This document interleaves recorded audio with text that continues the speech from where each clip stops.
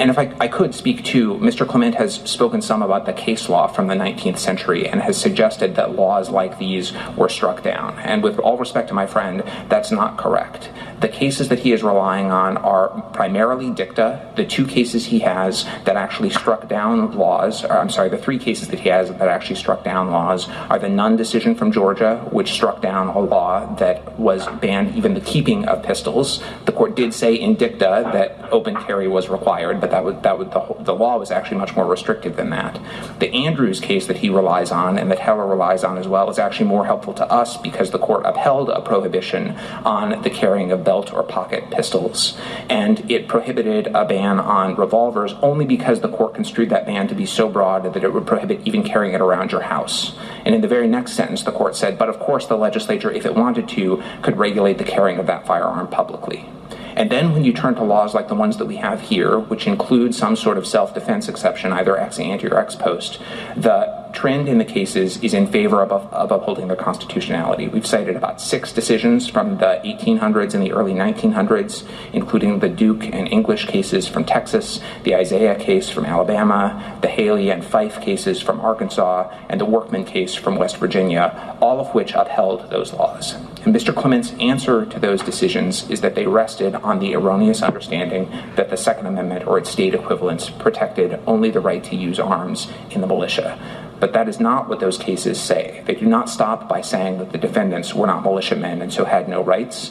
The Texas cases in particular, in Duke and English, say that the law makes all necessary allowances for self-defense by including the type of exception we described earlier. And so our submission is that that body of case law that New York law carries forward is part of our nation's history and tradition of firearms regulation, and that New York ought to be allowed to continue to make the choice that it has made. And we understand, and there's force to Mr. Clement's argument, that other states have made other choices. Justice Alito made powerful points about how some individuals have a powerful claim to have a gun for self-defense. But the question before the court is, of all of the different approaches to these difficult issues that states and other jurisdictions have taken over our nation's history, is this one that the Second Amendment takes off the table? And our submission is that when it's an option that New York has and other states have had for a century or more, and that traces as far back as some of the laws that I've been discussing into our nation's history, that's an option that is consistent with our tradition of gun regulation and is an option that ought to be available to the states. Justice Thomas? Justice Breyer? Justice Alito? Is it correct that the Sullivan Law was an innovation when it was adopted? It was relatively new. I think the Sullivan Law was 1911. The licensing requirement at issue here was 1913. I think Massachusetts had done something similar in 1906. Hawaii did its as well in 1913, and we view those as lineal descendants and, in fact, improvements upon the sort of Texas laws, which made you prove self-defense at the back end rather than giving you a chance to demonstrate it up front. There's a debate about the impetus for the enactment of the Sullivan Law, is there not? There are those who argue, and they cite support for this interpretation that a major reason for the enactment of the Sullivan Law was the belief that certain disfavored groups, members of labor unions, blacks and Italians, were carrying guns and they were dangerous people and they wanted them disarmed. There have been those arguments made, and there's certainly evidence that those sentiments existed in New York at the time. I have not seen things that persuade me that those were the impetus for the Sullivan Law, and to the extent that that was a question, I think the fact that similar laws have been enacted and maintained, not just in New York and not just at that moment in time, but in a number of different states throughout the country, throughout large swaths of our nation's history, is a good reason to believe that this is not just prejudice, that this is a legitimate regulation. I think one more question about the major point that you've made this morning, which is that there are scattered statutes, local ordinances, judicial decisions from various points in the 19th century, extending into the 20th century, the early 20th century with the Sullivan Law, and the other laws that you mentioned that are inconsistent with Mr. Clement's argument. But what does that show about the original understanding of the right that's protected by the Second Amendment?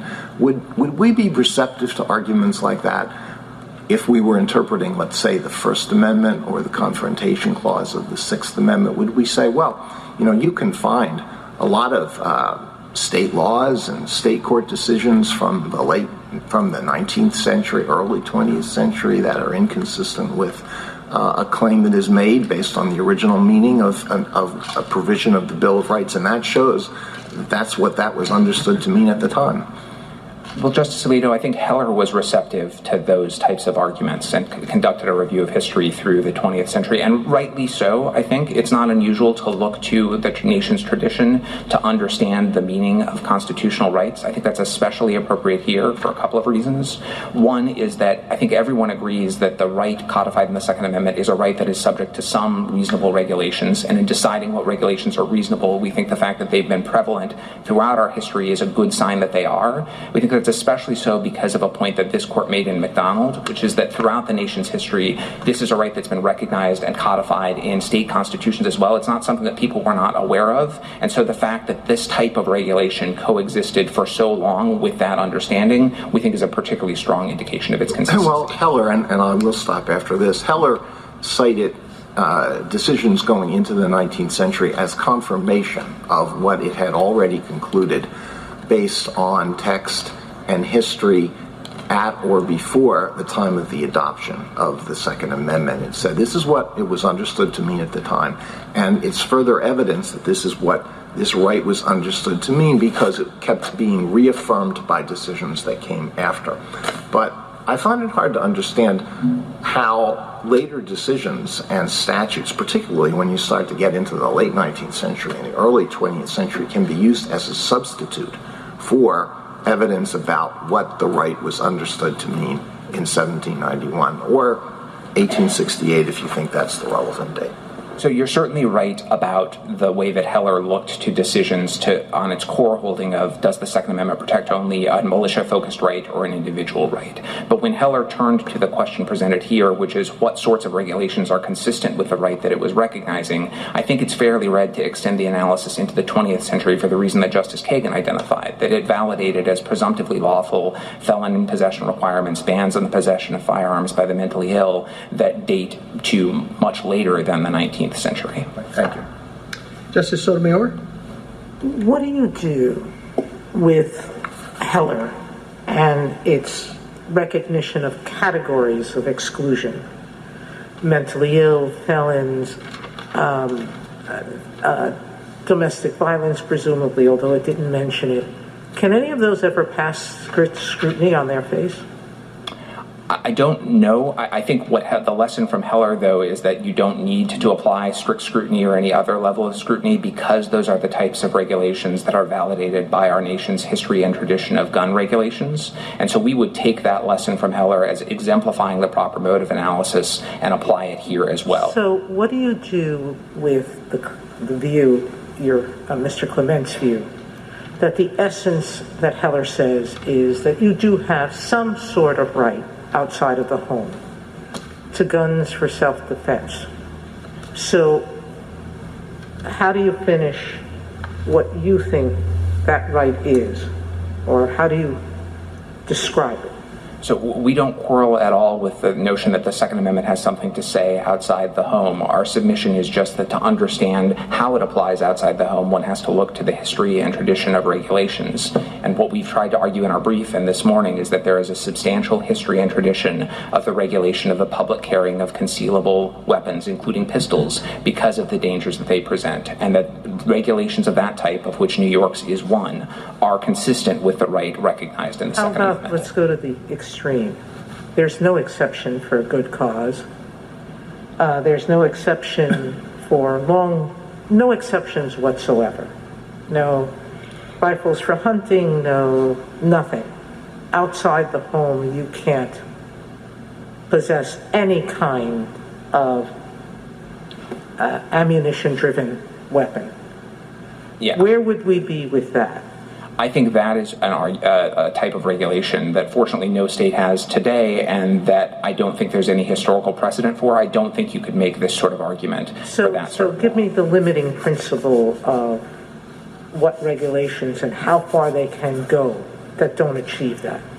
Right. So I think, like Mr. Clement, it's going to be difficult for me to give you definitive answers because, in our view, this is an inquiry that has to be driven by history and tradition, and that requires a careful examination of history and tradition. But let me give you a couple of guideposts.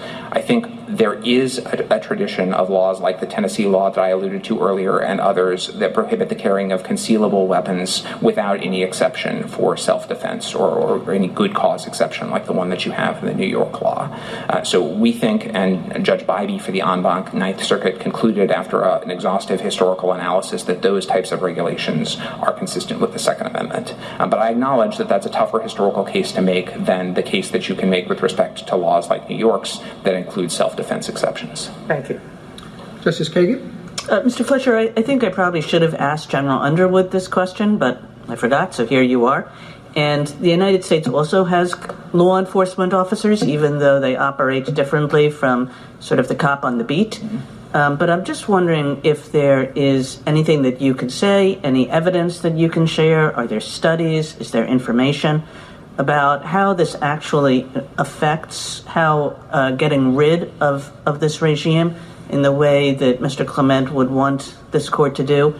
How it affects policing, how it affects the ability of police officers to keep the streets safe, and how it affects their own safety. Is there information about that? Are there studies? There are. I think the best place I can point you to for studies are some of the amicus briefs, including the social scientist brief that Justice Breyer discussed with my colleague, General Underwood. In terms of sort of the United States' perspective specifically, I don't have any sort of quantifiable statistics. What I can tell you is that we do share the concern behind the New York law, which is the concern that having more guns on the street does complicate and increase the danger inherent in citizen law enforcement encounters. We do think that's a real concern, and it's one of a number of real concerns that are reflected in the law that New York do police officers stop people in the same way in notwithstanding whether it's a New York regime or a more permissive regime? I apologize. I don't have studies on that. All that I can give you is my own sense that if I were a police officer, I would certainly think prominently in my mind about what are the odds that the person that I'm stopping or approaching in the middle of the highway, late at night, is likely to be armed, and the licensing regime in the state is going to be an important factor in the risk that that's the situation. Thank you. Justice Gorsuch? Mr. Fletcher, in your brief, you suggest that the New York law passes both the text and history approach and intermediate scrutiny. Should we apply that?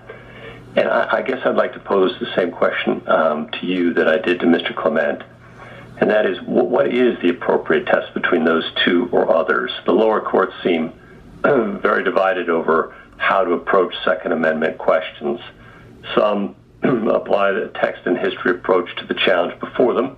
Others say, yes, text and history is appropriate, but we're not going to extend the Heller right until and unless the court first does so through its own text and history analysis. We're not going to do it ourselves.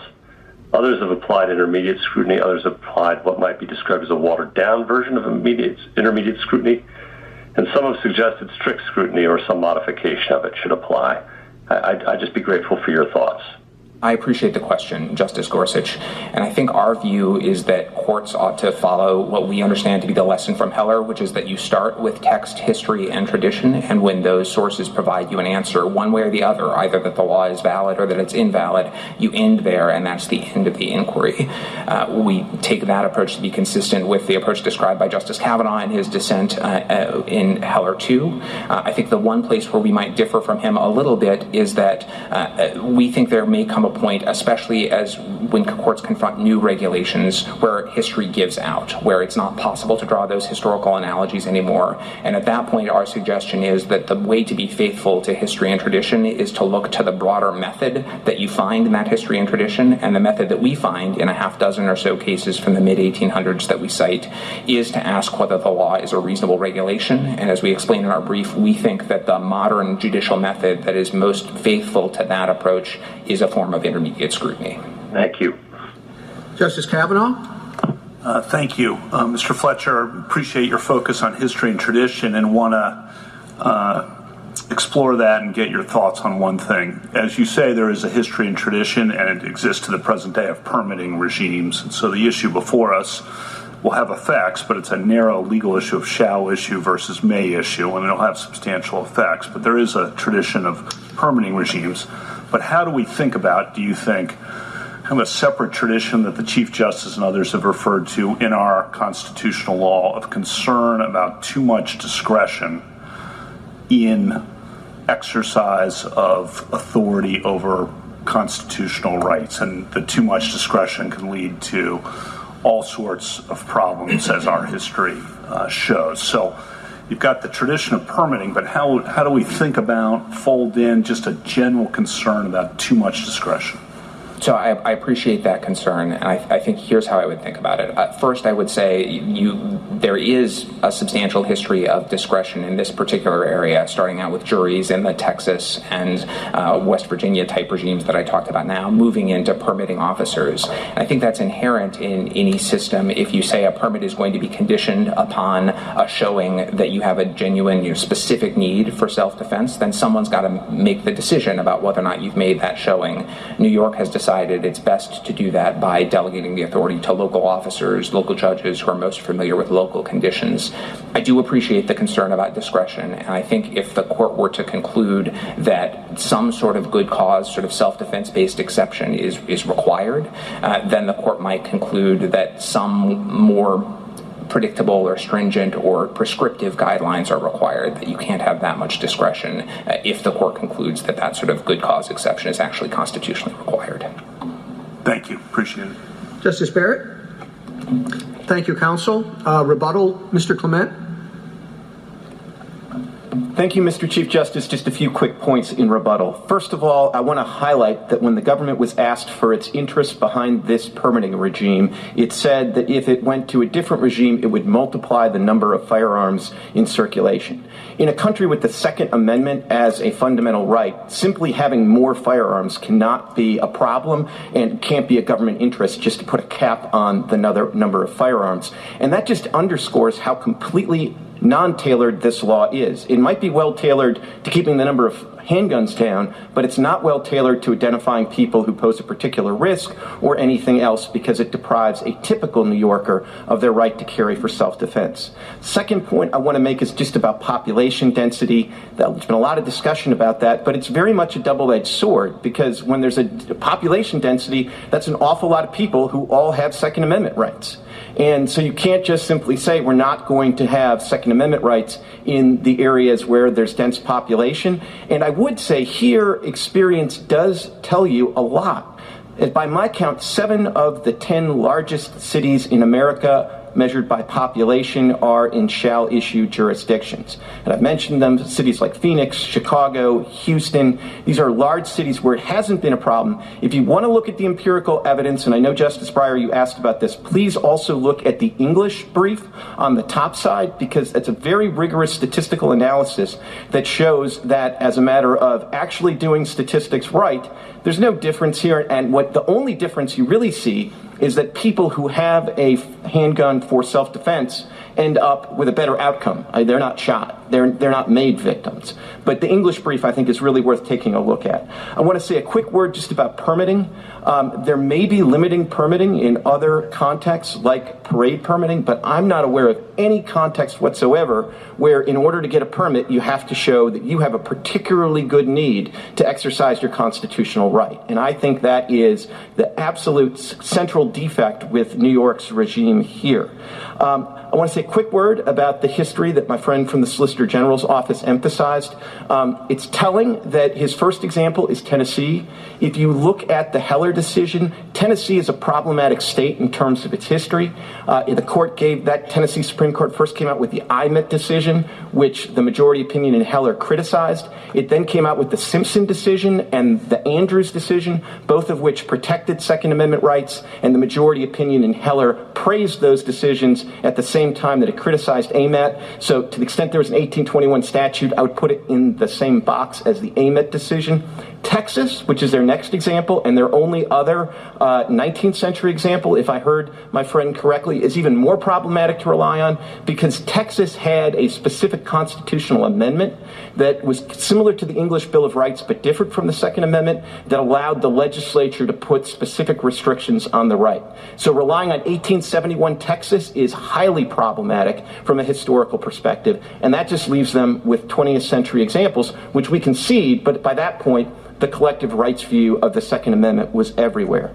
Let me finish just by saying there's absolutely no need for a remand here. There are interesting statistics that could be developed, but none of them are relevant to the two central defects in this regime.